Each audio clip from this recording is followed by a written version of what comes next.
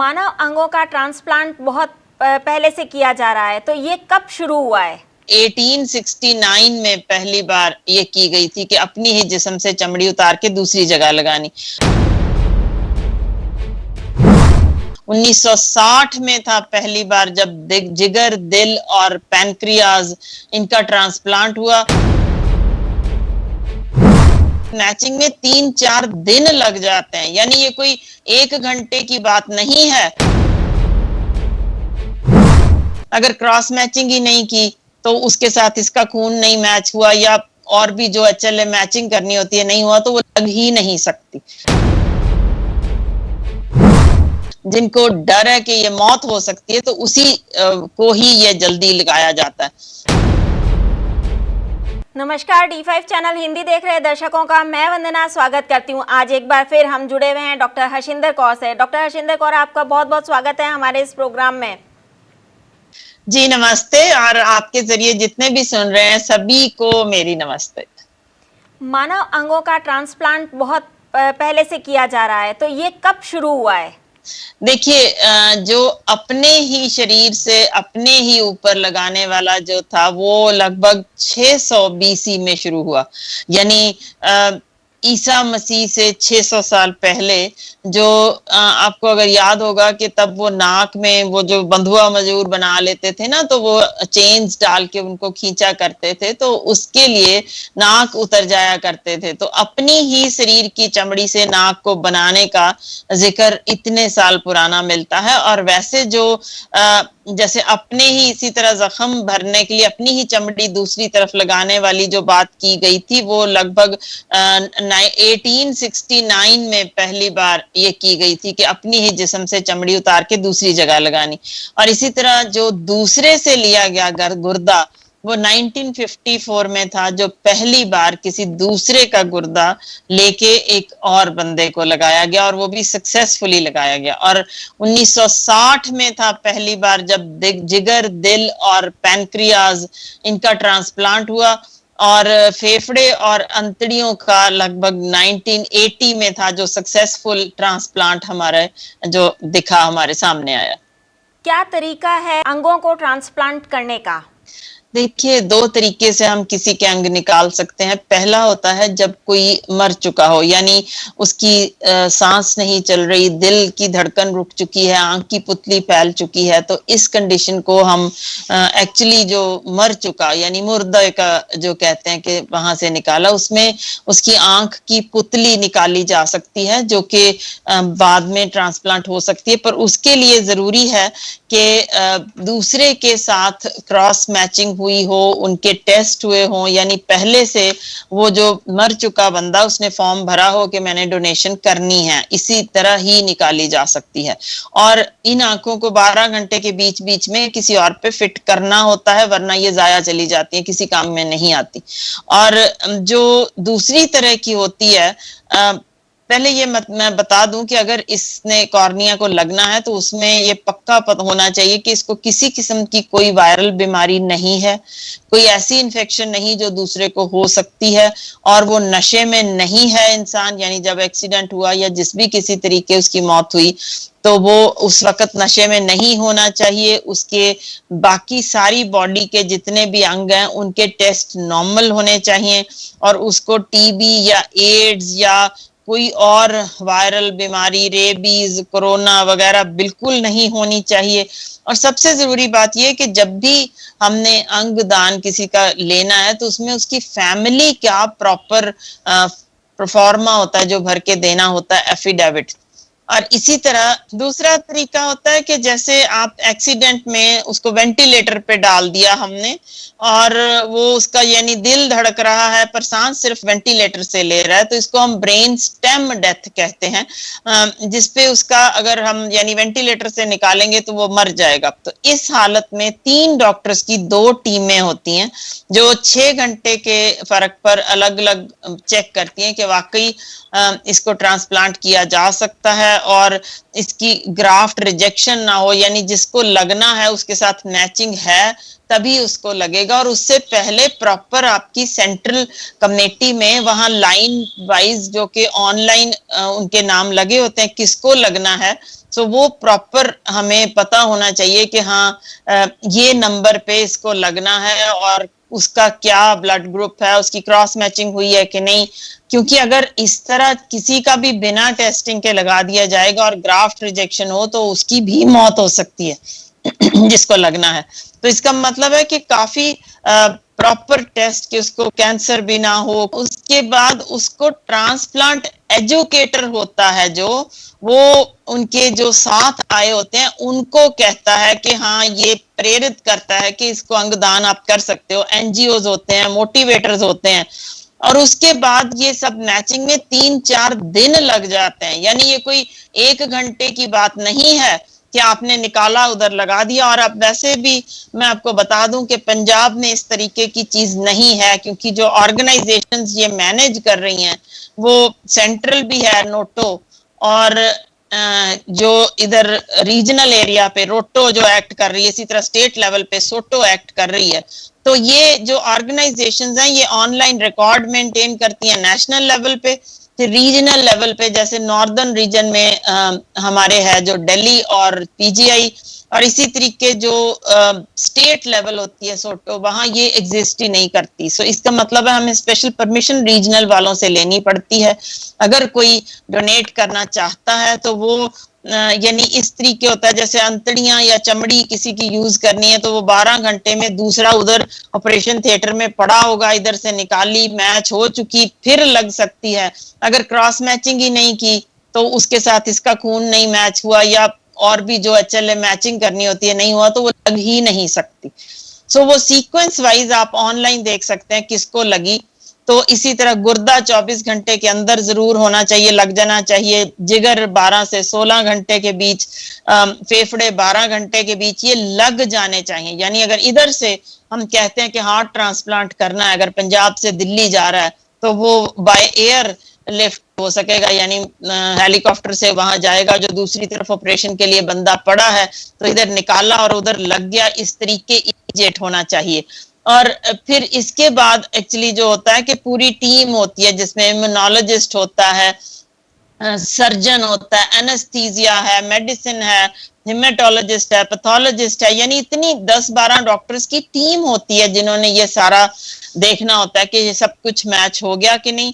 और वो भी आप समझिए कि सिर्फ उन्हीं लोगों को बारी से पहले मिलता है जिनका पहले कोई ग्राफ्ट रिजेक्शन हो चुका हो, यानी जिनको डर है कि ये मौत हो सकती है, तो उसी को ही ये जल्दी लगाया जाता है। और ये जो स्टेट ट्रांसप्लांट कमेटी जो बैठती है, जहां हमने सारा फैसला लेना होता है कि ये अंग बदला जा सकता है कि नहीं, वो लाइव टेलीकास्ट होता है। और उसमें आप देखिए कि पुलिस होती है, वहां जिले की एडमिनिस्ट्रेशन होती है, फिर डॉक्टर्स, वहां का डायरेक्टर, कैमरामैन है, यानी ये सारे, और उस जिसको लगना है और जिसने देना है उनके माँ बाप, उनके बच्चे, दादा दादी, नाना नानी, भाई बहन, ये सभी होने जरूरी हैं। यहाँ तक कि अगर कोई एनआरआई है उनका तो उस पे यानी आप ये समझिए एम्बेसी की तरफ से सर्टिफिकेट आना जरूरी है कि हाँ किसी को कोई प्रॉब्लम नहीं है, ये लग सकता है, फिर ही वो ट्रांसप्लांट कंप्लीट हो सकता है। इस तरह किसी को भी कभी भी निकाल के जहां मर्जी नहीं लग सकता। और ये भी नहीं कि हम निकाल के यानी कोई डॉक्टर उसको 6 महीने रखेगा। मैंने आपको बताया उसका लगना 12 घंटे में जरूरी है, और दिल तो 6 से 8 घंटे में अगर नहीं लगा तो वो खत्म ही हो जाएगा। सो यानी एक बंदे से इस तरीके 13 बंदे जो कि ऑलरेडी ऑनलाइन वहां रजिस्टर्ड हैं, उनको ही सीरियल वाइज लग सकता होता है। कि ये सिर्फ उन्हीं को लग सकता है जो रिलेटेड डोनर्स हों, यानी वाइफ हस्बैंड को दे सकते हैं, या हस्बैंड वाइफ को दे सकता है, या बेटा बाप को दे सकता है। इस तरीके से ही वो लग सकता है। यानी अगर कोई सर्वेंट कहे कि मैंने देना है तो वो नहीं लग सकता। जो पहले हुआ करता था, जैसे अंग बेचने की बहुत सी बातें आई, डॉक्टर्स अरेस्ट भी हुए, वो जो यानी उस वक्त मेडिकल टूरिज्म तक इस तरीके पे शुरू हो गया था कि जहां से अंग मिलता है ले लीजिए पैसे देके, और बड़े लोगों ने अपने गुर्दे बेचे भी। पर अब ये स्ट्रिक्ट हो चुका है काफी देर से कानून, अब ये इस तरीके से नहीं हो सकता। तो सिर्फ आप कमेटी अगर उसको रिकमेंड करेगी और इतने सारे लोग सभी कहेंगे कि हमें कोई प्रॉब्लम नहीं है, फिर ही वो अंग किसी और को दान दिया जा सकता है। कौन सी ऑर्गेनाइजेशंस हैं जो ये ट्रांसप्लांट करवा सकती हैं? देखिए, एक तो स्टेट लेवल ऑर्गन ट्रांसप्लांट होता है जो हमारे यहाँ है नहीं पंजाब में इस वक्त, इसीलिए हमें परमिशन लेनी पड़ती है। और एक national level organ transplantation committee है जो कि ये रिकमेंडेशन देती है कि इसी सीक्वेंस पे लगेगा, और वो ही हमें अलाउ करती है कि किन लोगों को लगना चाहिए और कौन से दान देने के लिए तैयार हैं। वो लिस्ट एक सेंट्रल कमेटी है नेशनल लेवल पे, वही मेंटेन करती है और सब कुछ ऑनलाइन होता है। इसका क्या क्राइटेरिया होता है जो दान करते हैं उनका, ट्रांसप्लांट करते हैं उनका, अंग ट्रांसप्लांट करवाने का? जी, इसको स्वैप ट्रांसप्लांट कहते हैं। कई बार जैसे आपको समझिए कि अगर हस्बैंड का वाइफ को नहीं मिला या वाइफ को का हस्बैंड को मैच नहीं हुआ, तो वो क्या करते हैं कि एक हस्बैंड वाइफ अलग ग्रुप है और एक दूसरा अलग ग्रुप है, तो उनको ऐसे करते हैं कि जैसे इसकी वाइफ का उसके हस्बैंड को लग गया और उसके हस्बैंड का इसकी, यानी इस तरीके, इसको स्वैप ट्रांसप्लांट कहते हैं कि अगर वो रिलेटेड नहीं भी हैं तो फिर इस तरीके जरूर हम, मतलब एक ग्रुप जो दूसरे ग्रुप को दे सकता है, ये पॉसिबिलिटी रखी हुई है। क्या इसमें कोई पार्शियलिटी भी होती है? जी, ये मुश्किल है इस तरीके की। पहले जरूर हुआ करती थी कि आप कह देते थे हमने स्नेह के कारण, यानी हम इनसे अटैच्ड हैं या हम बेचना चाहते हैं, पर अब ये संभव नहीं है। और दूसरी बात, कोरोना के कारण इस वक्त वैसे भी जो पीजीआई में 250 तक के हुआ करते थे ऑर्गन ट्रांसप्लांट, वो अब कम होके 10 तक हो गए, क्योंकि रिस्क है ऑपरेशन के लिए कोरोना होने का। जो नॉर्मल ऑपरेशंस भी हुआ करते थे वो भी इस वक्त उन पे रोक लग चुकी है कि रेगुलर सर्जरीज नहीं करनी। तो कारण यही कि इतनी कोरोना का डर है कि अगर वो सर्जरी में डॉक्टर्स को भी और पेशेंट को भी अगर हो गया तो वो उनकी मौत तक हो सकती है। इसीलिए अब तो रेगुलर ऑपरेशन भी बंद है, और ऑर्गन ट्रांसप्लांट जो कि बहुत बड़ी सर्जरी होती है, मेजर सर्जरी, वो तो लगभग हो ही नहीं रही। सिर्फ जिनके ग्राफ्ट रिजेक्शन हो चुका या काफी अर्जेंसी है, सिर्फ उन्हीं को हो रहा है, बाकियों को लग ही नहीं रहा, बंद कर दिए गए हैं। कह रहे हैं कि जो जिनको कोरोना है उनके अंग निकाल करके ट्रांसप्लांट किए जा रहे हैं दूसरों में, क्या ये इसमें कितनी सच्चाई है? देखिए, कोरोना पहली बात तो कॉन्ट्रा इंडिकेशन है। जिसको हो गया उसने तो मरना ही है, जिस डॉक्टर ने करना है वो भी मरेगा, और जिसको लगाया जाएगा उसको भी मरना पड़ेगा।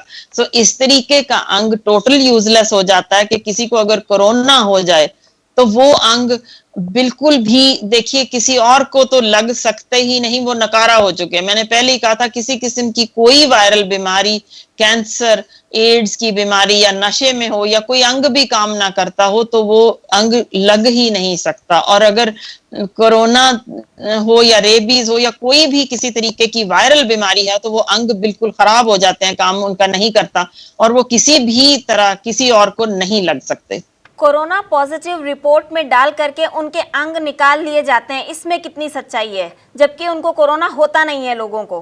देखिए, कोई भी टेस्ट 100% तो पहली बात है कि सही होता नहीं। हर एक तरह के टेस्ट में कुछ ना कुछ कमियां होती हैं कि अगर हम करते हैं पॉजिटिव तो वो हो सकता है नेगेटिव हो, इसी तरह कोई नेगेटिव आ जाता है तो हो सकता है पॉजिटिव हो।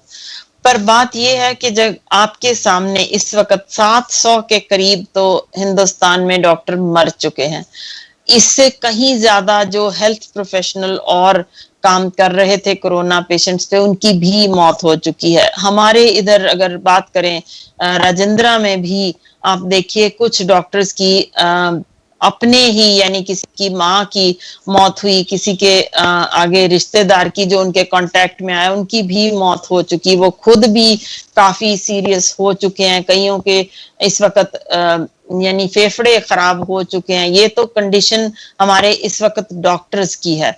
और मैं बता रही हूँ कि नॉर्मल सर्जरीज भी नहीं हो रही। वो हमारे सामने आप जो भी मर्जी आके देख सकते हैं। नॉर्मल सर्जरी का एक प्रॉपर, आप ये नहीं है कि जहां मर्जी टेबल पे या बाजार में खड़े होके वो कर रहे हो।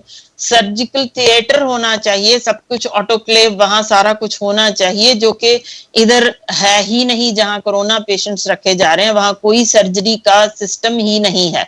तो वहां अगर निकल ही नहीं सका तो आगे कहाँ लगाना है। और अगर जो लोग समझ रहे हैं कि मॉर्चरी में ले जाके यानी पोस्टमार्टम करते वक्त निकाल दिया, तो वो भी इस वक्त बैन हो चुका है। पोस्टमार्टम कोरोना पेशेंट्स के नहीं हो रहे, सिर्फ जो कोरोना पेशेंट जिनकी किसी और कारण मौत हो गई, यानी एक्सीडेंट में हो गई या उनका गुर्दा खराब हुआ या कोई उनके जो साथ आए हैं पेरेंट्स या कोई बच्चे, उनको है कि कोई और कारण था डेथ का, तो उस केस में जो मेडिकल लीगल बन जाए सिर्फ वही किया जाता है टेस्ट, ये पोस्टमार्टम। और वो पोस्टमार्टम के लिए जो अंग निकाले जाते हैं मुर्दे के, वो वही फॉर्मेलिन में या किसी और मटेरियल में पैक करके वहीं रखे जाते हैं और वो टेस्ट के लिए भेजे जाते हैं। वो अंग किसी और को लगने के काबिल नहीं होते, वो सिर्फ यानी टेस्टिंग के लिए आगे लेबोरेटरी में भेजे जा सकते हैं कि किस कारण इसकी मौत हुई, और वो फिर डिस्कार्ड भी किए जाते हैं या फिर उनको,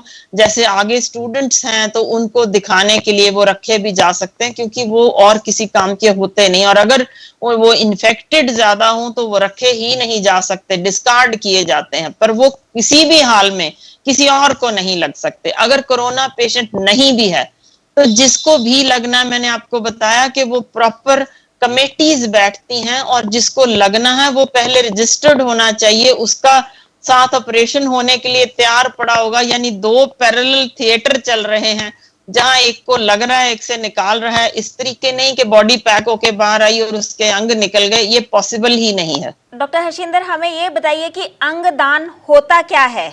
देखिए, Spain, Belgium, France, Italy, Singapore, Norway, Austria, ये वो कंट्रीज हैं जहां पे किसी की मौत हो तो वो पूछते भी नहीं कि आपने अंग देना है या नहीं। जैसे हमारे तो बहुत सारे, यानी अगर बंदा चाहे भी डोनेट करना है तब भी उसकी फैमिली मेंबर्स, मैंने आपको बताया जो बाहर है, उसकी भी परमिशन की जरूरत है। मगर ये सारी कंट्रीज में ये प्रिज्यूम्ड डोनर लिए जाते हैं जिनका के मरने का कोई भी रीजन हो, अगर उनको कोई वायरल इन्फेक्शन या कैंसर या कुछ नहीं है, अंग ठीक है, तो वो बिना पूछे उनके वो सभी के अंग निकाल के दूसरे को लगा दिए जाते हैं। मगर हमारे मुल्क में लाखों लोग हैं जिनको अंग चाहिए, मगर देने वाला कोई है ही नहीं, इसलिए लाखों लोग मर रहे हैं। आप हिसाब लगा लीजिए कि 2.5 लाख के करीब तो गुर्दा फेल होने वाले लोग हमारे मर जाते हैं, जबकि सिर्फ पूरे कंट्री में 10,000 गुर्दे ही दान किए जा रहे हैं, वो भी अपने रिश्तेदारों के जरिए, तो बाकी सब मर रहे हैं। इसी तरह दिल की जरूरत पड़ती है लगभग 30-40 हजार को, पर हमें मिल रही है सिर्फ 10। आप समझिए कितने लोग मर रहे हैं जिनको ऑर्गन ना मिलने के कारण ये प्रॉब्लम हो रही है। और इतने आप अगर अंदाजा लगा लें तो हर रोज लगभग एक जंबो जेट में जितनी मौतें हो सकती हैं उतनी मौतें हमारी एक्सीडेंट में हो रही हैं। और एक बंदा कम से कम आप 23 लोगों को वो जान दे सकता है अपने मरने के बाद। इतनी बड़ी चीज होती है अंगदान करना, पर हमारे लोगों में ये सोच नहीं है। हम सोचते हैं कि नहीं, हम मर जाएं, जला दो, खत्म हो जाएं, पर हमारे मरने के बाद भी हमें कोई याद कर सके। अगर हम इतने 23 लोगों को, आप समझिए, किसी को आंख दी, किसी को चमड़ी दी, किसी को दिल, गुर्दा, इंटेस्टाइन, जिगर, तिली, इतनी चीजें, फेफड़े सब दे सकते हैं, तो आप समझिए कि मरने के बाद भी इतने लोग जो आपकी वजह से जिंदा रह सके, उनके पुश्त दर पुश्त आपके यानी टब्बर की कितनी ज्यादा वो रिस्पेक्ट करेंगे और कितनी वो लोगों औरों को भी बात करेंगे कि हम अगर जिंदा हैं तो सिर्फ उनके लिए। तो हमारे मुल्क में इसको आगे चलाना चाहिए जरूर, ताकि कम से कम जो आग में जल जाना है जिस्म, उसको अगर किसी और के लिए हम कुछ करके जा सकें तो इससे बड़ा दान हो नहीं सकता। डॉक्टर हर्षिंदर, आप हमारे साथ जुड़ी, आपका बहुत बहुत धन्यवाद। जी शुक्रिया। अगले एपिसोड में आपसे फिर मुलाकात होगी, तब तक के लिए नमस्कार।